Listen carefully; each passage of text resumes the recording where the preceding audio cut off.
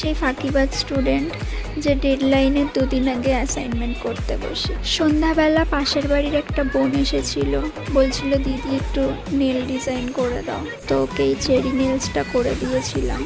আর তারপরেই বসে যাই আমি অ্যাসাইনমেন্ট করতে। তো আমাদের 4টে পেপার কলেজে, তো ফার্স্ট পেপারটা শেষ করি, আর শেষ করতে করতেই বেজে যায় 9:30।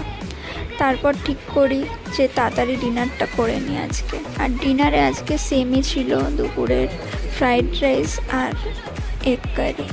তারপর ডিনার করার পর আবার বসে যাই অ্যাসাইনমেন্ট করতে। সেকেন্ড পেপারের 2 পেজ করার পরেই ল্যাদ লাগতে শুরু করে, তারপরেই আমি চলে যাই ছাদে। আর আজকে চাঁদটা খুবই সুন্দর লাগছিল দেখতে, কিছু শর্টস নিয়ে নিলাম। তারপরে নিচে এসে আবার বসে যাই আমি অ্যাসাইনমেন্ট করতে। এই ছিল আজকে আমার পুরো দিন।